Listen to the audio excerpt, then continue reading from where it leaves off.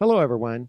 Today I had the pleasure of speaking with Jared Harrison, who is a local comedian here in Dothan, Alabama. Now, he had recently just started doing stand up comedy here in this local area at local clubs and working on his material then, but eventually was asked to open for Jordan Stanley, who I spoke to earlier on this podcast and had finally been able to have her headline at the local Dothan Opera House. Anyway, Jared and I had a great time talking about the humor of life, how it's a divine requirement that we not take ourselves too seriously. So he gives us a lot of material to keep our sense of humor, things that are given to us by our family and the blessing that we have around us, but and just a way of looking at life the right way, so that we are you're enjoying this life that God gives us. Anyway, we had a wonderful conversation. I hope you'll join us for this journey.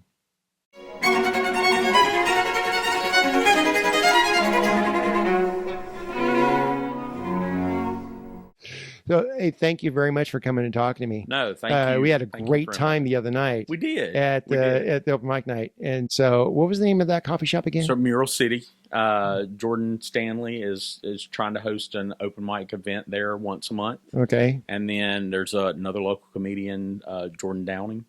Okay. Also Yeah, he was there that night. He was there that night as well. And so he had the Jehovah's Witness on Adderall joke. So it killed. But Jordan just recently moved back to Dothan, and he's trying to do an open mic once a month at the Thirsty Pig. Okay. And so we're getting some events. That's what my wife asked me. She goes, because I did 5 minutes at the Mural City Coffee, and she went, well, no. So it was two nights. It was the following night. Right. We were having our anniversary dinner at the Rawls, which is over in Enterprise. Sure. And it's a famous establishment. It is. And she's from the Philippines, so I had to explain to her what a cat house is. Like, this isn't a crazy old lady with a bunch of cats. Right. Okay. So when we say something's an old cat house, this is entirely different connotation altogether. Okay. And so the Rawls has that. That's what makes it distinguished. Like, honey, no. This is what we mean by that. But anyway, so we're sitting at dinner, and she saw me having a distant look in my eyes for just a second, and she just stopped, put her fork down. She said, "Are you planning your next set?" That's. I get that. I was like, I get that. I was like, no. Why? What do you think? She goes, "You are. I can see your wheels turning." I'm like, yeah, but it was fun. That was that was fun doing that. I just started stand up. Probably February, March. Really? This year, I would not believe that. When you opened for Jordan, I thought it was awesome. Well, you killed. I appreciate that. I have had a past that I've gotten up in front of people and spoken. My dad was a minister. I was on stage at 3 years old singing. So being around people and being up in front of people, that's not my biggest hurdle. I think actually stand-up comedy is probably a lot easier than getting up what you do really? On a weekly basis. And so there's not as much pressure, you're just, you're trying to get a laugh out of people of a funny premise or what you think of. I mean, if you boil comedy down, it's people that are complaining about what kind of goes on in their life. Like, they make an observation, then they complain about it or try to make it humorous. And so that's kind of been my angle on it. I love to write. I've written for, my whole life. And so just to take 15, 20 minutes of, hey, what's going on around me? Like, what's popular? What can I kind of turn into? I'm having conversations with my wife about marriage and being like, hey, can I tell this joke? Like, is this safe? I didn't think I'd be doing that at 49 years old, but here I am. Well, no, I do. You gotta make sure that you run everything by them. And this is there's the old principle of sermon illustrations that if you're going to use your family, you got to pay them off. Absolutely. So you got to have the compensation system well established now, or a permission system. Do you mind if I use the story? For sure. Because she's from the Philippines, and I went there to visit her family, ask for their parents' permission. So I've been there twice now, and I got a lot of material. I bet. It doesn't help because I am not camouflage. I do not blend into that society because I'm a foot taller than the rest of the population. And so we go through the mall and I just see the sea of heads out ahead of me. And you're well seen. Oh, right, exactly right. She's like, I don't want to walk. That's what she said. I don't want to walk next to you. I look like a mail order bride next to this guy, this creepy white Westerner that's walking along with the Filipino. You know, she's this high-powered accountant. She's like, no, I look like someone you found in a magazine. And so anyway, but that we get a lot of material from that. And so I'm constantly have to saying, you know, are you okay if I use this and this, whatever? She's like, yeah, of course, because whatever you thought was ridiculous, we thought you were ridiculous too. So sure, it's a fair trade. But you know, you were saying you found it, you know, stand up easier. I thought it was much more difficult. Well, I said no. I mean, I can see that. I'll tell you why. Because you know, I have my Baptist background, sure, and then now I'm in an Anglican tradition, and those are different preaching styles. Absolutely, right? So in the Baptist background, the sermon is the apex of your service. Okay. So everything's building up to that. Everything is leading up to your special, your Sister Mabel's special music during the offering, all your announcements, everything that you're doing is leading up to the sermon, which is going to have, like, it's typically an altar call. I call it the apex rite. In anthropology terms, I'm like mapping the ritual here. It's like everything's preparatory rites until your apex rite. Right. And your apex rite is the altar call, right? Sure. But in liturgical settings, Catholic, Roman Catholic, Orthodox, Anglican, the apex rite is communion. Okay. So everything is just leading up to that, which means that in my former setting, your sermon is the thing that everything's leading up to. If you give less than a 30-minute sermon, people do not get their money's worth. And you're expected to gesticulate wildly while pacing back and forth across the stage. Sure. And my old prof used to say, "What are you doing, man? Why are you standing there in one spot?" And I'm like, "Sorry, man, you introverts are you're killing them." But that's what I used to. And you pace your sermon based upon how you walk back and forth across the stage. And I have that background. You come to the Anglican sermon, now immediately you're under these mentors that are going, "What are you doing? It's not all about you." Geez, I'm sorry. And they're like, no, yeah, that was 15 minutes. That was a little long. So you're making it, and you're starting to draw more attention to yourself. That's definitely a change in mentality. Oh my gosh. I was raised Baptist. Right. My father's a Southern Baptist minister. Yeah. When I was 19, I did what any sheltered Baptist kid would do, and I joined a Pentecostal Bible college, and it could have borderlined on a cult. So I have you need those stories though in your from life. That as well. Yeah. And so going from Baptist to Pentecostal, and then the Assemblies of God, I was with them for several years and licensed with them, but now at a non-denominational church, and still have a great relationship with. My background is Baptist-costal, is the way I described very that. Similar, right. Very similar on mine. Right. So I can go either way. I mean, I can be very animated. I can sit judgingly. I can be in the back of the room, and I've been invited to, like, in previously in inner city black churches as well. Sure. They're like, I think he'll go ahead and work here. Never mind his looks. Never mind. He just looks kind of, he's very white, but he works. And so sure. And so, but no, it's reason why stand up was a little bit more difficult because, well, I wasn't intending to do a bit that night. Sure. It was the absolute villainous pressure that came from Jordan Stanley in the moment. She's a Bond villain. She really should be walking. She's like, "Father, do you think you're gonna sign up here?" Right. And so I had to think, okay, what story would work? Oh my gosh!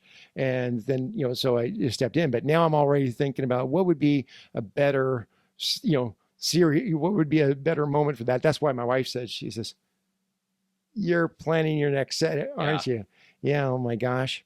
So you started in February. What was your first foray into that? I went to Panama City. Okay. So they have weekly open mics.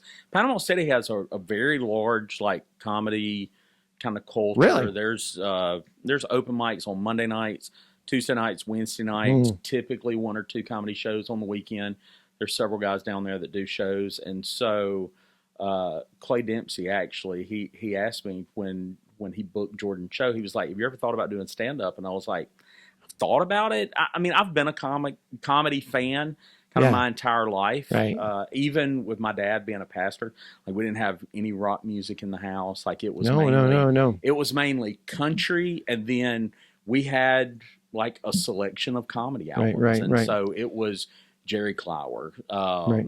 Bill Cosby, Right. I mean, those late 70s, early Right, 80s. right. We had them on 8-track, record, and cassette, and so we had a huge console that had 8-track player, you know, the record, and I remember going in there and, you know, listening to the records and just falling in love with like people that could tell stories. And Jerry Clower is, you know, from Master Mississippi. storyteller. Absolutely, probably Oh. one of the best that's ever Right. done it, Mhm. and kind of solidified that Southern humor, if Yeah, it makes sense, of the way he looks at life, and having, you know, family that could entertain for months and not even try, you know. Right. And so I've always said, if you can't look around your family and find the crazy one, you probably are the crazy one. You're that one. Yeah, I exactly mean, yeah, right. you are You're the one. The common And denominator so in your inability to see it is you. it's always been one of those things that, yeah, I do, like, even in college, love to write, love to kind of get pen to paper and just ideas down. And with comedy, it's like you can take the best pieces and you can move them Right, around, right. and see what's going to work. And that's the best thing about open mics, is you can try new things. You can shop your material that way. Yeah. You can, and kind of see what's going to work, what's going to eventually develop into, like, I know, like, my goals right now is try to get 20 minutes solid. Okay. And so it's going to take some work. Right. I've got good, you know, 5-minute bits. I've got good 3 minutes, and it's just seeing kind of what goes together and what paints a full picture of kind of what I'm going for. I think that many sometimes it's underappreciated how much of a craft that is. It is of making, you know, you have your ideas and you know that they work, but they need honing, they need timing, Sure. They need, you know, it goes from, you know, do you pause after that punchline to kind of like you raise an eyebrow and let people kind of catch up to you, or do you go straight for it? I mean, that's all these things are the art of interacting with an audience. That is, again, I think that many don't appreciate. One of the things, my sermons here are scripted.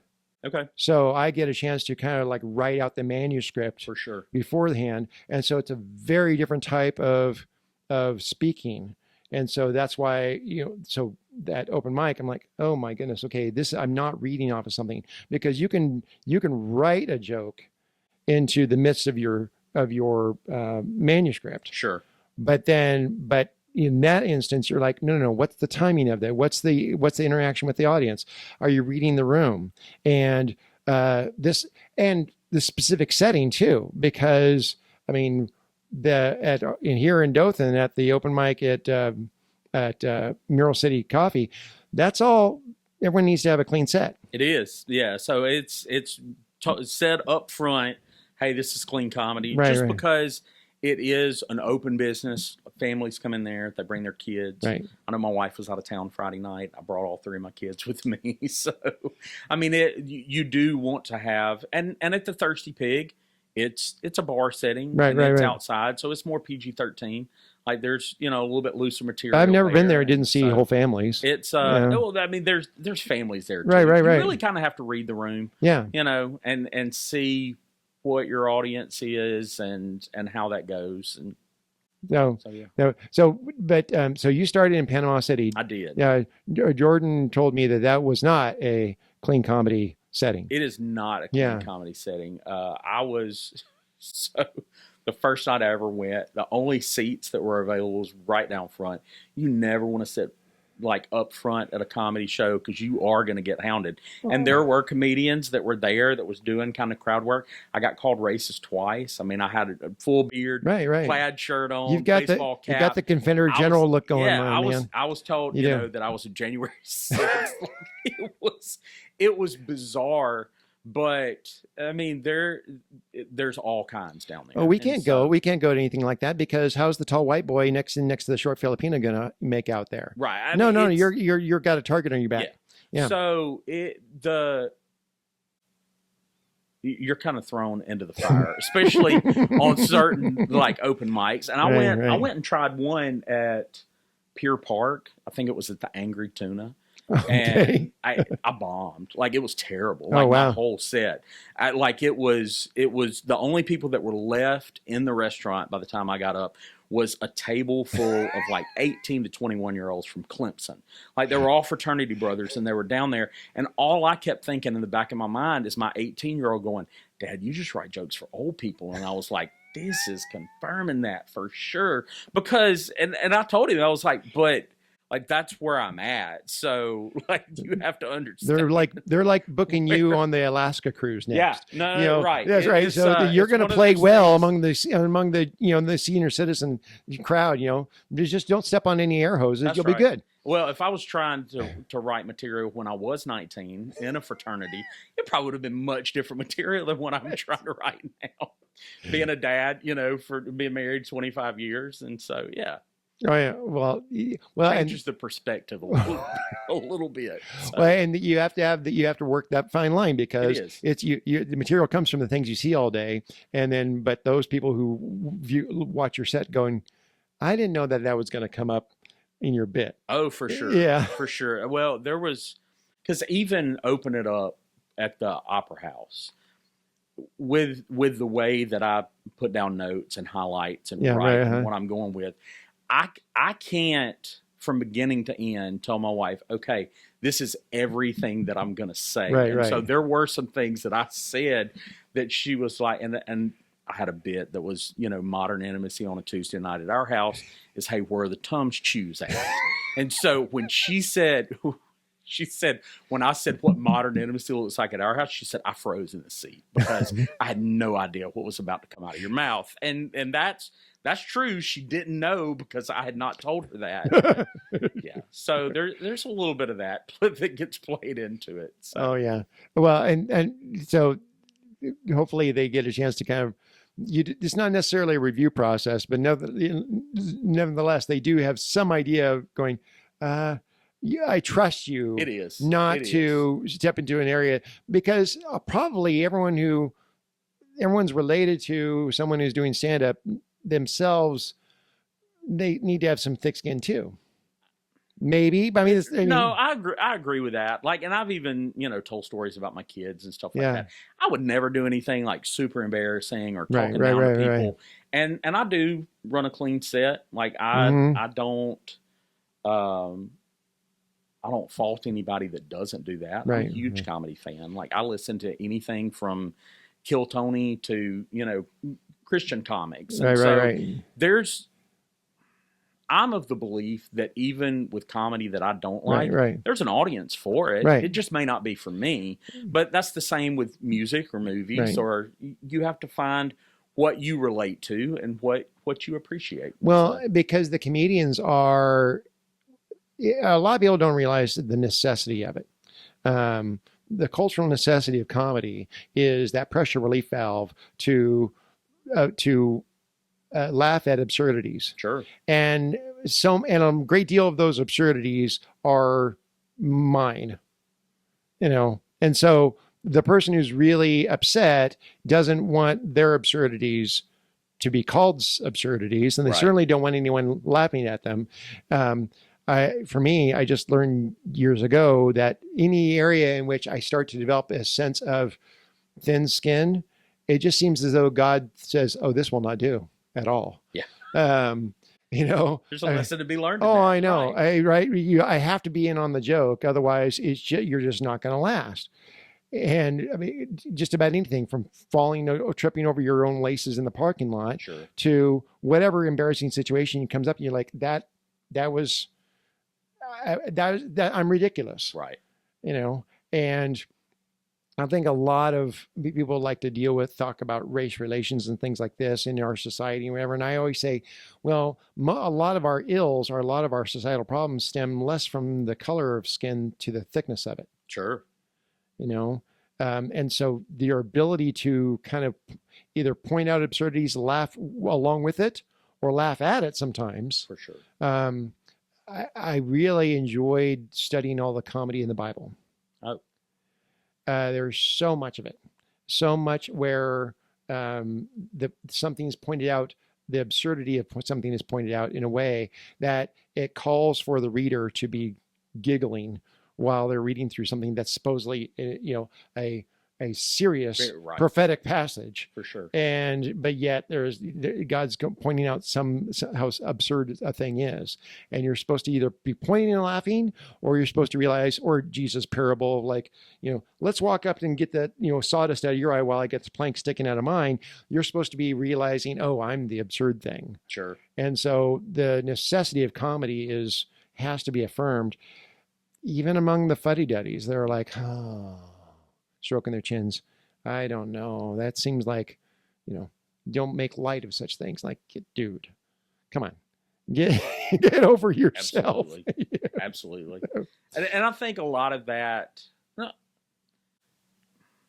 think in some aspects, like a lot of religion wants to go, this is a very serious thing. Yeah, right. When at the end of the day, like, God, the Lord gives us joy. Like, the Lord, exactly. He can, I'm sure, find humor in definitely me, trying to do what I'm gonna, it doesn't always have to be so serious. Right. No. Oh no. I mean, and for me, I do tend to see a lot of that in my arena, and so. Like I was talking to someone the other day, every now and then something will come out and you'll realize, oh, I'll hold on to that one for maybe, another opportunity at open mic night later. But someone was asking about a house blessing, and you're like, okay, so Father, could you come over? Could you do a house blessing? And there's a whole procedure Sure. and a lot of rites and rituals related to blessing a house, right? And you're thinking, okay, how do you prepare for this? And my big worry is always that when you go to someone's house, make sure that you use the restroom well in advance before you go there. Because if you go there and your stomachs are gurgling, you realize, no, I'm here to expel evil spirits, not bring any of them. True. You don't want, because right. You don't want to be like, before we do this holy thing, where is your throne so I can be holding on to this thing going, the power of Christ compels you. That is not how you're going to bless the home, right? Exactly. Because, that's not where you want to go. And so that's because people are going to like, he cursed our home. It had the opposite effect. But no, I get it. So for yourself, you're that background of kind of seeing, you have some of the religious background, family, sure. Offers a lot of material. They do. And so, and that's created some momentum. I mean, you opened for Jordan Stanley. What's next? Just really working open mics and seeing what type of events that we could get in Dothan that focus on more local comedy, because within an hour and a half drive of Dothan, like, there's a ton of comics that are going up, open mics, doing features on weekends and things like that. So just seeing what Dothan can support, like start small and then kind of move up from there. But comedy has kind of been a focus, especially, downtown. Right. Kevin Hart, Bert Kreischer has come in. They've got some great shows coming up.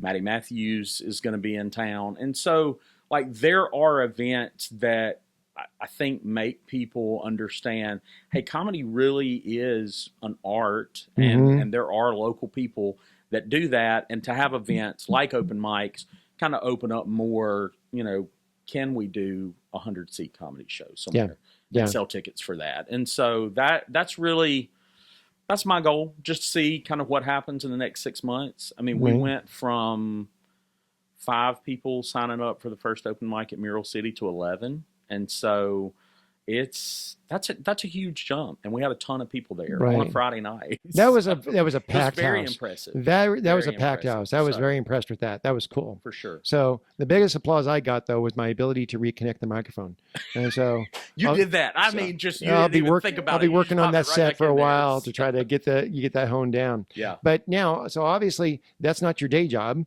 Tell me, I would like to know a little bit more about how the life that kind of fits this in around it. So I've been in sales I got my first sales job at 19. Okay. So I haven't been in sales my entire career. I was an office manager here in town at a large church for several years. But mostly, like, for the last 10 years, I've kind of been out on the road doing sales. Currently, I'm in food service, so Okay. I get to go into restaurants, talk to chefs, Oh, nice. front of house, general managers, and I love to cook as well. And so it kind of, I guess, I mean, everybody says they're a foodie these days. We all eat, so we're I'm kinda not. all food. Oh, we're no. kinda all No, foodies. that's going into my next bit. That's it. Yes. Because I mean, I have the palate of a 12-year-old, and I did for a long time, and then just had zero, just basic taste. We were kicked out of KBC for ordering my chicken nuggets well done, and so that's very very basic taste. I had a professor who tried to convert me one time. He's like, "You're hopeless," and then somewhere along the line, I just jumped from there, completely bypassed any period of life when I would actually have some taste, and jump straight into that moment where all of my food is evaluated based upon how it will affect my visit to the little room. Okay. I understand And that. so I'm in that 50s area now where all food is evaluated based upon its digestibility. Okay. And so, which is an old person thing to do. I mean, you really are. I'm sympathetic to those Sure. I'm sympathetic to those that crowd that would all go to Cracker Barrel and just kind of walk the menu and just kind of have some anxiety about this. Oh, how's this gonna work? There might be some demons in the house later. So you don't want to be, I'm careful about that.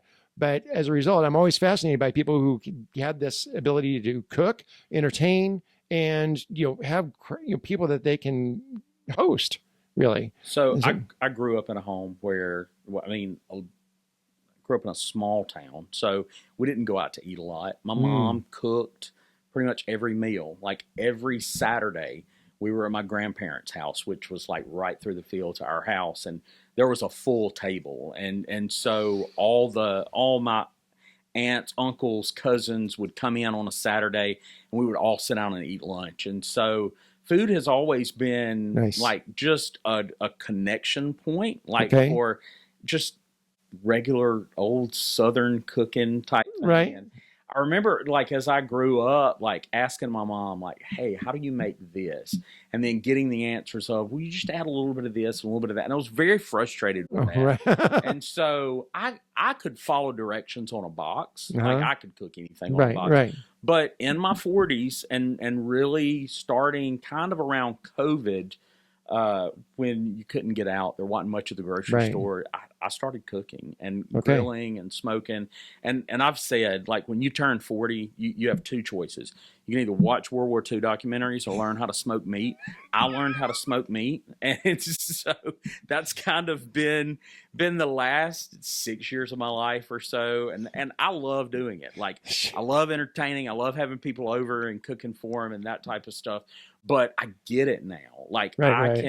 I can put something on a grill, and I mean, I don't have patience for anything. I don't like to hunt because when I'm sitting in the woods, I'm thinking about everything else that I could be Right. doing.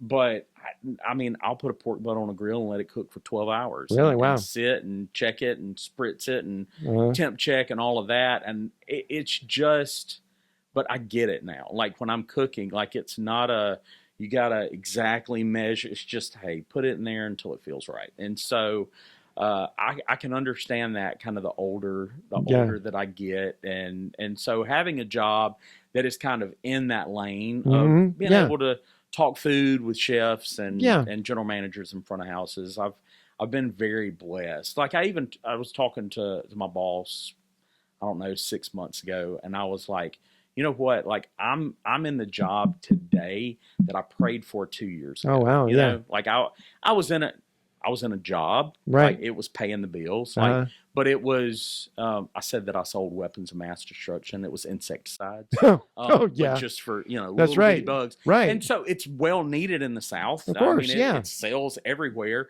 But it was just, hey, would you like to buy some bug spray? I mean, you can't really nuance that very much like you can a portfolio with food. And that's hey, right. These are the things that you can make with food. Like I have a sales meeting tomorrow. I'm going home tonight doing 2 different dips, some salsa, like making it for the sales reps to be able to try and, hey, this is what you can do with our ingredients. Right. And so that really kind of feeds my soul to of course. be able to get in Absolutely. the kitchen and put something together and it all work out. So No, that's fun. for me, I years ago I started trying to do things in the kitchen that would push my abilities. Sure. Like I said, you have no palate at all. Like you overcook the chicken nuggets. Well, they're just perfect for me. But then I started to try to cook more things for my kids, and then later on for my wife, and like trying to test myself a little bit more. And recently, I finally conquered one of the elusive goals I had, and that was to make bread. Okay. And I'd like, okay, and it wound up edible. And I can tell you that for my satisfaction that came out of that was lottery level joy, because the fact that I had baked something and then it was considered to be acceptable by others, I felt like I've kind of reached a new frontier. I do love to bake. I know my lane. Like I know what I can do and what I can do really well. And I have a really good chocolate chip recipe from a friend of mine. And I mean, it is nice. Bang up. Like it's great chocolate chip cookie recipe. And I can cook a really good pound cake. Oh, really? Okay. And I know that I can do those two things. And I'll do cupcakes and that kind of stuff. I mean, we did Rice Krispie treats last week, me and my daughter. So, nice. Like those are kind of easy things. Like when it comes to complicated baking, though, I've never done bread before, other than pulling frozen bread out and sticking it in the oven. Well, I wanted to do it because it had been intimidating for so long. Sure. And like, of course, there was a mess. It took quite a long time to clean up everything, flour everywhere. But still, though, very pleased with having conquered that, and the idea that you would prepare something that someone else can then enjoy and consume. I kept one for myself and gave another one to one of our parishioners, right. And they're like, "Oh, he bakes bread too." Renaissance man. Absolutely. And so it's fantastic. So how long you been married? 25 years this year. And how many kids? So and this is just kind of a part of our story. We have four kids. Okay. My oldest daughter was diagnosed with a brain tumor in 2008. Oh, wow. Okay. And she passed away in 2010. Oh, man. So she will forever be four. Like right. We have a foundation that kind of helps with families with children with childhood cancer that are in the area. Yeah. And so it was kind of an honor to be her dad and love her and who she was in our life for the very short period of time that she was here. Yeah. But we also have an 18-year-old who's about to turn 19 next month. Okay. I have a 14-year-old and an 11-year-old. I've been saying 10. He just turned 11. So yeah. Right. So we have 4 kids. And they're right in that spot where they might be attracted to comics. You're like, I'm not going to duplicate so that. They have come and listened to my sets at Mural City. Okay. And they were at the Opera House, so they got to hear that set as well. And it's I don't know. Like I've asked them, I'm like, what do you think about me doing stand up? And my daughter's like, I love comedy. And I was like, well, who's your favorite comic? She's like, I don't know. I just like listening to people, and they make me laugh. And so, and I get some feedback from my 18-year-old. Like he'll be like, what is that? Right. So, well, clean sets are in some ways require more discipline, because comedy's supposed to push the envelope of what we're comfortable talking about. Sure. It's supposed to kind of find the boundaries of what's acceptable discourse. It is. Because you're going to take the thing that no one else really wants to discuss, and you're going to put it right there on display and say, here's the thing you're all thinking, but no one says out loud. That's right. And as a result, pushing those edges means that it's different. Clean comedy is quite a discipline, and in some cases, I remember back in the 80s and 90s, there were some attempts at some Christian comedians would come out, and you go, I just don't know the material is all that original. We can't quote Bill Cosby anymore just because of what. Obvious. Sure. Well, right. Yeah. And Norm Macdonald said it well. He's like, gee, if the lesson you got out of Bill Cosby is that he's no longer quotable, your priorities might be a little off. Norm Macdonald is wise beyond his years. Right. Like, absolutely. I mean, that was definitely one gone too soon, but it, so, and I don't, it's almost easy to do like a dirty set. Yeah, right. If that would, like to Yeah. be able to pull or get laughs, Mm-hmm. you do have to be more strategic in a Right. clean set or running in that aspect. I know you're supposed to avoid probably politics and religion. Religion has really been a huge part of my life. There's a lot of absurdities so there. There is so many absurdities there, and even just talking to my dad, because I can remember. Listen, the economy got so bad like a couple of years ago. I tried to start doing cooking videos on TikTok, and my dad was like, I don't want you putting my business out on TikTok. And I was like, please understand, like, that I love you and I respect you. Right. But like, there's a lot of really, really funny things that happened in our life growing up that are, I don't know. Like I told the other night about the tapping the dude on the shoulder, you were asked to pray and he stands up and prays during the middle of service. Yeah. Like there's just, I don't know. I have a respect for it. I'm not a person that has like deconstructed and I'm trying to put all Christians down. Everybody has their own path. Right. And so, especially with what we went through with our daughter and just dealing with grief. Right. And dealing with just life that comes at you and not saying you have no control whatsoever, but it's really up to, what's the will of God. Right. And being able to accept and move through that, comedy helped me a lot. Yeah. After that, just to be able to find somewhere where life's not so serious. You know? Yeah.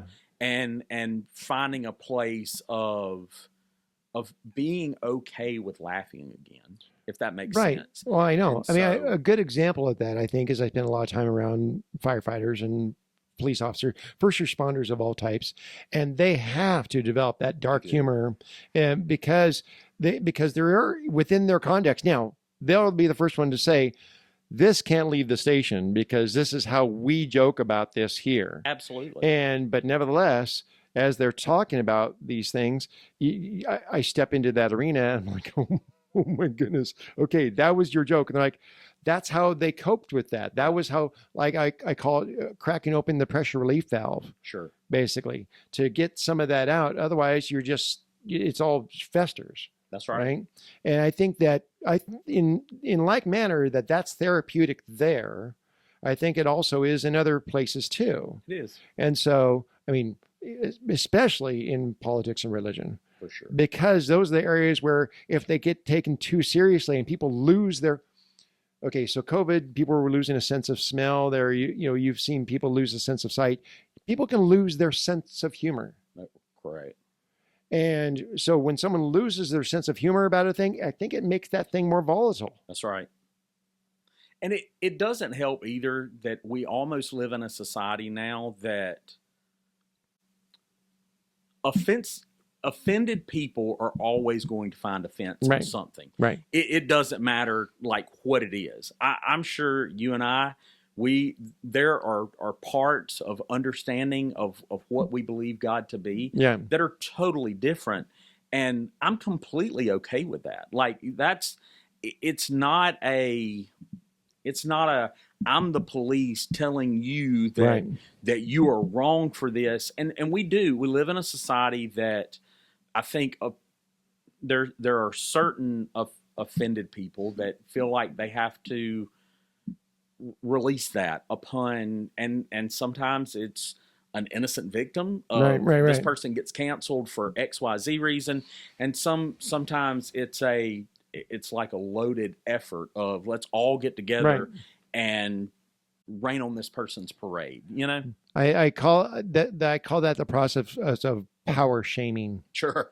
Power shaming is someone who has to shame, in the process of shaming you, gains them some sort of power. Right. Because they just don't get it from anywhere else in life. Mm-hmm. And so I've seen that both on an individual and on a group level, where someone says, I remember specifically years ago, I was working at a company, and I said, it was an auto insurance claims office, and if you do not find humor there, you have no sense of humor. Because I worked for the claims office where there was actually a news story that came out at the time about a woman in Dallas who had hit a homeless guy. He was lodged in her windshield, and she just went home, parked the car, went inside, and made dinner. And that's kind of an interesting conversation that you think that you would want to have. I think you'd at least call 911 on the maybe, way home. but hey, you may need to come check on this She guy. claimed to be in shock later, but but we were in that office, so we'd all kind of read that policy, going, what was going through that? If the guy didn't die, because he didn't die on impact, right? Sure. So what was going through his mind as she was taxiing him home? He was probably wondering, what's she making for dinner? And so. And so, wow, I've heard a lot of stories. Right, and so the point is but I was working there, and specifically someone, we were just kind of joking about some of these things, and I said to the at the time, "Oh, don't go there. That's bad mojo. That's bad mojo right there." Well, the lady across the table with me, she says she wanted to make that something racial, that somehow using the term mojo was somehow a racial term, and I called her out on it. She's like, "Oh, that's racist." I said, "No, it's not. You're making that up." She says, she couldn't believe that I had said that. I said, just because you look different than me doesn't mean you get to make up new things that are supposedly racist. It's not. And the reason why I know this is because I came from Seattle. It's one of the wokest cities in the U.S. and the Seattle Mariners play in a stadium that is south of downtown. And so they had a big banner that said the SoDo Mojo. So if there's anything remotely racist about that, they would have pointed out, you're making it up and stop it right now. For sure. And she's just kind of like, oh, I can't believe someone called me out on that. Yeah. But like, no, you're trying to create power by creating shame out of nowhere. Sure. I was born in 1976. I'll be 50 next month. Mm-hmm. I grew up in a very rural part of Alabama in the 80s and 90s. I've seen a lot of racism, firsthand with my own eyes.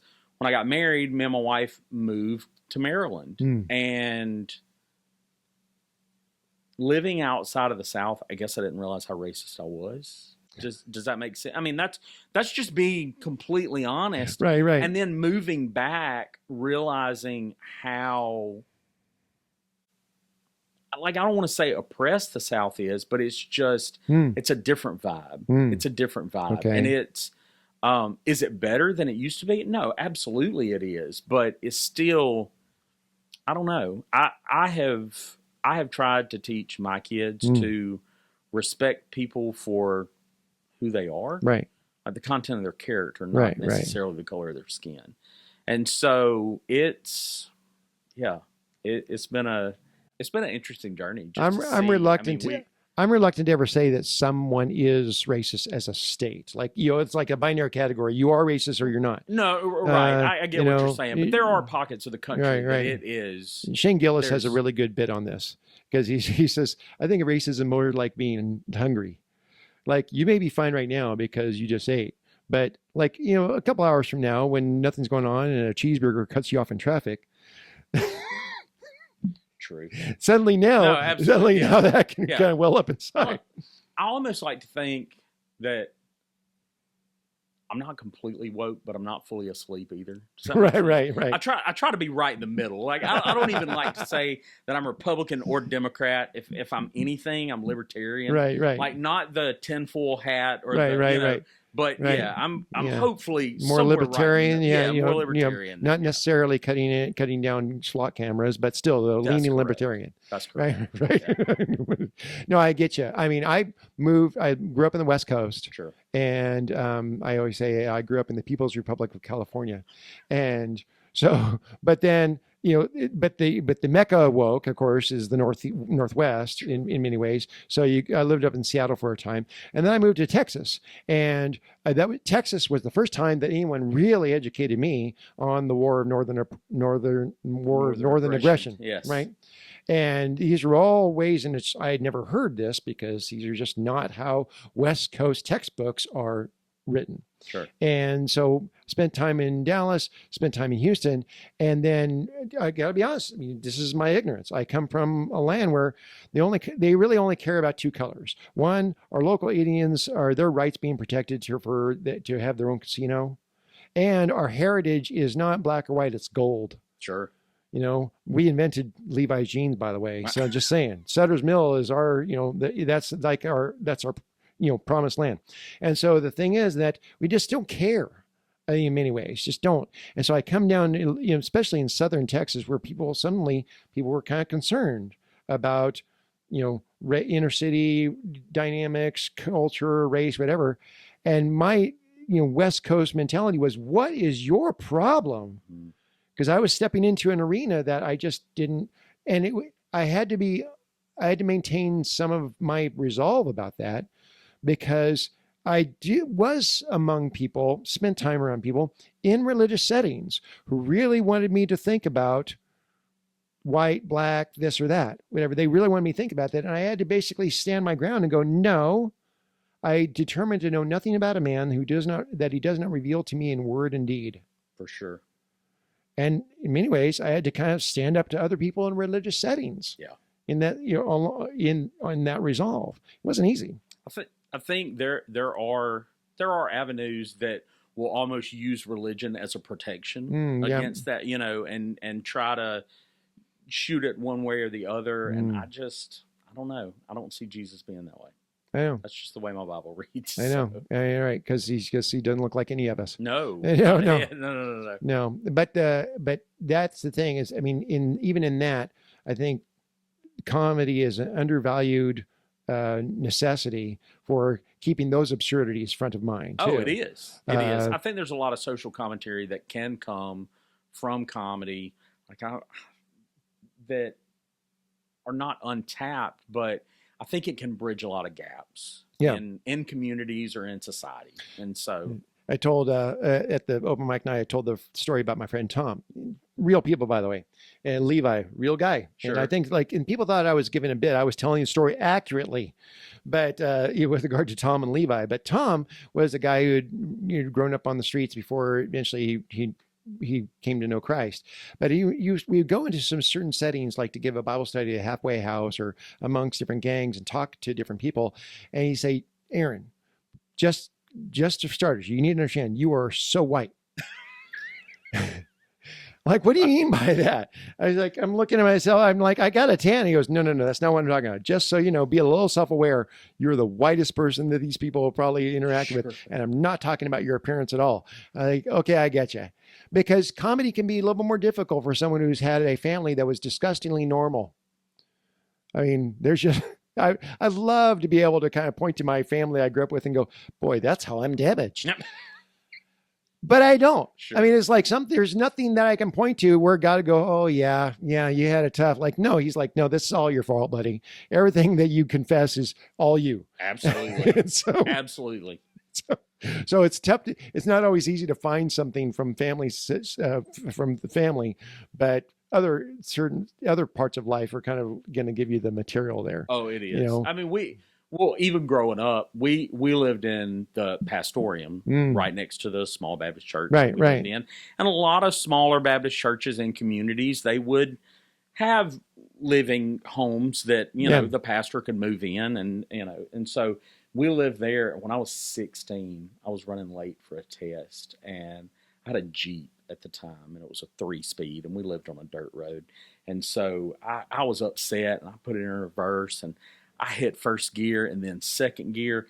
And when I went to put it into third, they had graded the road. Oh, man. And so it was some loose dirt. And so the Jeep has no wheelbase whatsoever and starts to fishtail. I took my foot off the gas and went to hit the brake like hard.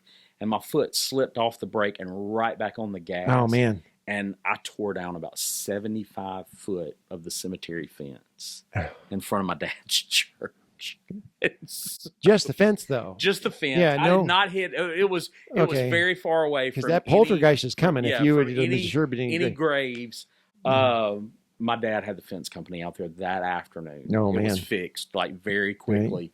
Right. It did get blamed on the community, like that took a little too much to drink. Oh. Everybody thought it was that person. So I had to pay for the fence on the back end. I had a job on the weekends, and so it took me a couple of months to pay that off. But yeah, I mean, there's things like that happened like in and around my family. My dad had a really good friend of his that was a pastor, and he came to preach one Sunday night, and he loved firearms. Like, he loved guns. And so me and my sister were standing right there at his truck, and, you know, Wilton pulls a pistol out that was it was a Tech 9 was what it was, like back in the 80s, like a drug dealer gun. It was 9mm long, you know, and he was showing it to my dad, and my dad goes, well, that thing ain't loaded, is it? And he was like, no, it's not loaded. Pulls the trigger, shoots right through the side of his truck. I mean, nobody was in danger. Like, it was, you know, luckily, but we were standing like within 3 foot. And the first thing he said was, please don't tell your mama that I shot this gun right in front of you. And as soon as my mom pulled back up in the driveway, me and my sister both were like, Mr. Wilton shot the side of his truck. Yeah. So, I mean, it's like there's lots of stories of things that just absurd, like funny. Yeah. Right. That's how I was raised. No, I growing up in church as well. I mean, you know, and nodding at specific those moments where you're agreeing with everything the preacher's saying. Agreeing with everything the preacher said. Absolutely. But the problem is that when you start nodding backward. No.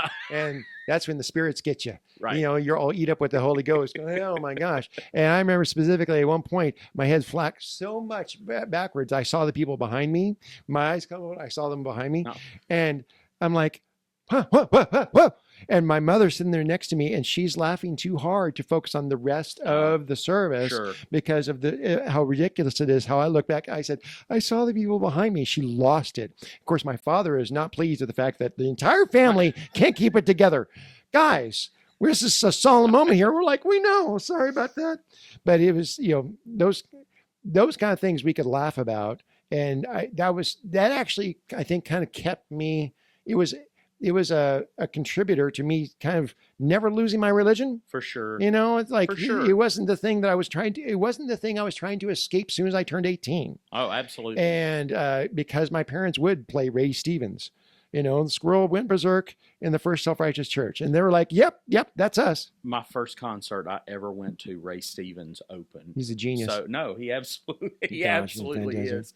Love all of his stuff. So greatness. Yeah, I get it. You know, it's great. Get it. Well, so, and you're working on your bits right now. Any more thing? Nothing else on the schedule? Yeah. Trying to, I mean, I'm trying to write a little bit every day, and then just. That's a great set you had opening for Jordan, though. Oh, thank you. It was fantastic. I really appreciate that. Yeah. That was an ordeal kind of itself. Like how because Jordan was like, you have 13 minutes, and I was like, okay, so that's a long time. It is a long time, and so, but. It all worked out because I had about 10 minutes, and then you always know, like, it's going to stretch for laughs or for pauses or for losing where you're at on your note. Like all of those things, you know, kind of happen, and those nervous ticks. And do they give you a clock in front just to kind of track your time? So Jake, and I'm sure you've met Jake, Jordan's husband, and so he was kind of backstage, like running everything. Okay. And he was keeping everything smooth. He was like, there's a clock right down front. And I'm like, great. That'll kind of keep me on track, but I should be good. Like, I knew I only had 10 minutes, and it was very doubtful I was going to get 3 full minutes of laughter. So I knew that I was going to be in time, but I walked out onto the stage and looked down at it, and it was a temperature gauge. Like, it was showing 72, and I'm like, do I have 72 seconds? Is this 72 minutes? Like, what is this? But like, you had adrenaline flowing, right. And so Jordan had introduced me, and I walked out on stage, and like my picture was up there, and I was like, it hit me. There's adrenaline was going, and I was like, this is really happening. Like, there's no turning back now. Right.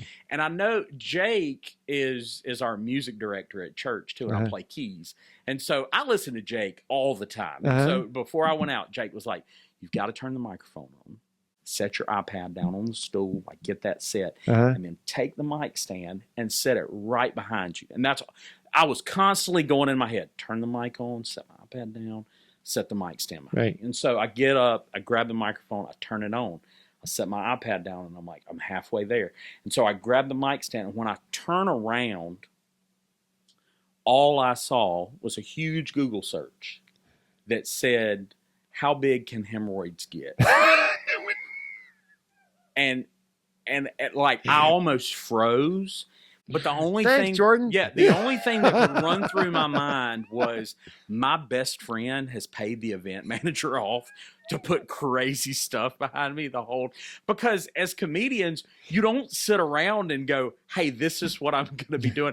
I had no idea that was for Jordan's set, and it just happened to flip at the wrong time. But yeah, no, the set went really well.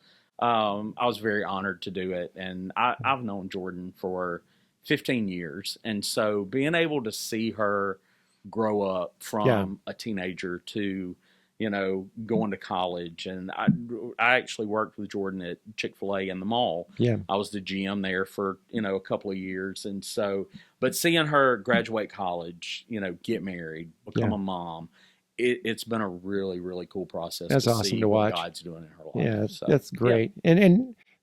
And she was able to draw on a lot of the material. She was like, whatever news article you read about Florida Man, yeah, I'm probably related to that. For guy. sure. Yeah, For I sure. know. Yeah, I think that a lot of that will, because if I think about if I ever am up in front of the mic again, I have a lot of stuff that can come out of. Oh, it's because I went to a small Bible college, which I think had about 60 people at its zenith, and we call it a cobbler shop because you go there to get your soul worked on, but leave in pairs, and so. I feel that. Right? I feel that so much.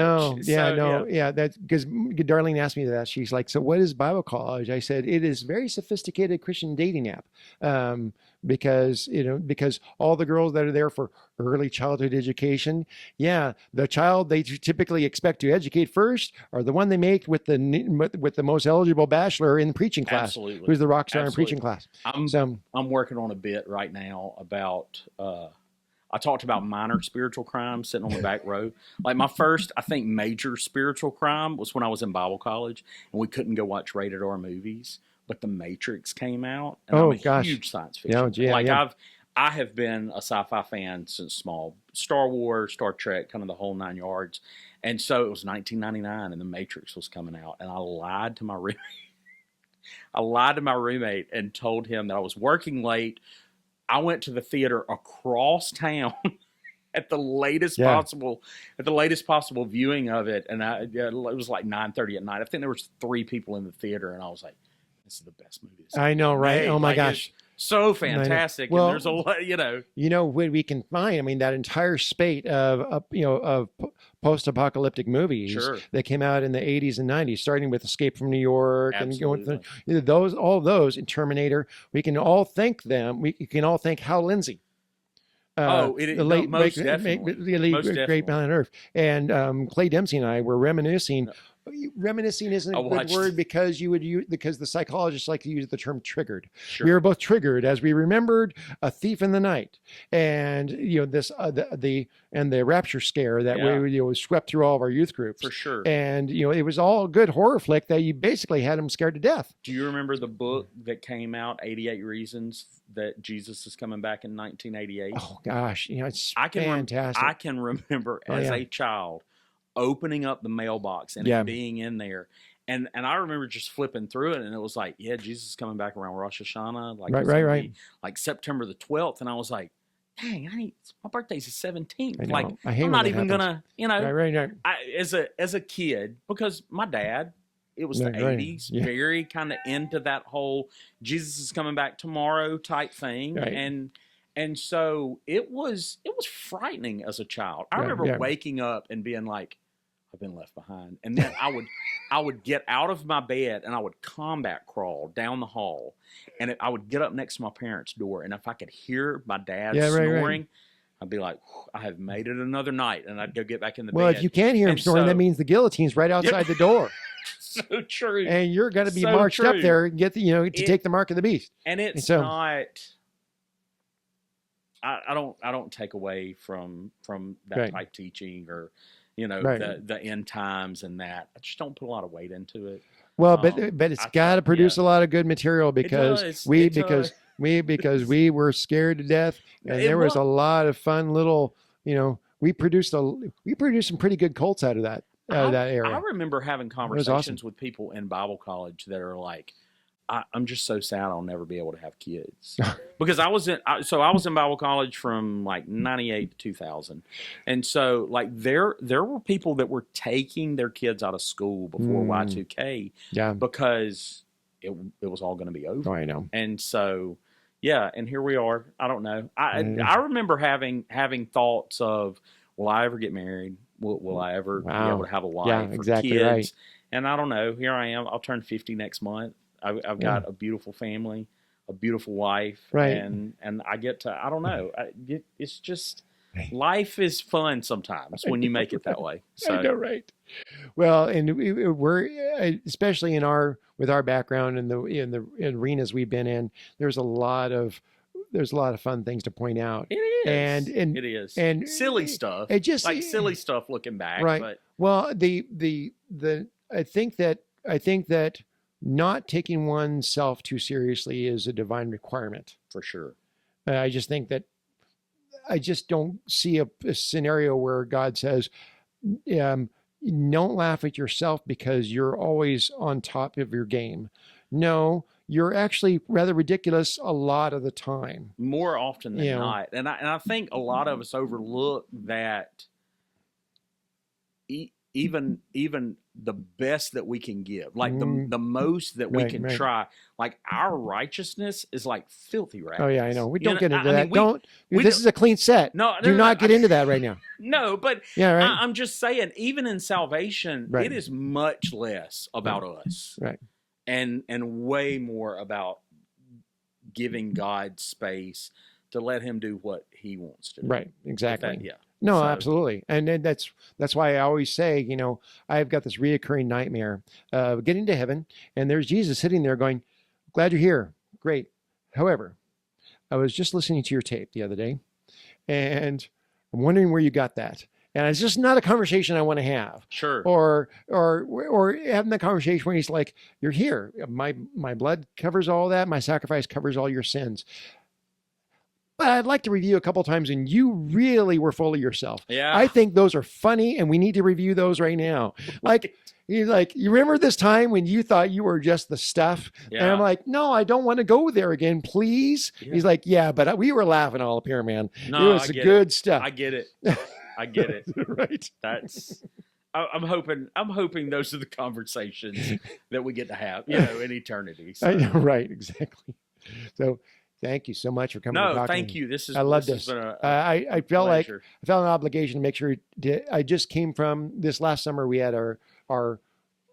Well, that's fun. It is. Yeah, it's coming down. Yeah, good storm is outside. But this last summer we had our annual conventions. We call it a synod. Okay. Where basically all the clergy and bishops and everything get together to kind of conduct their business. Say, hey, what's going on in our vast network?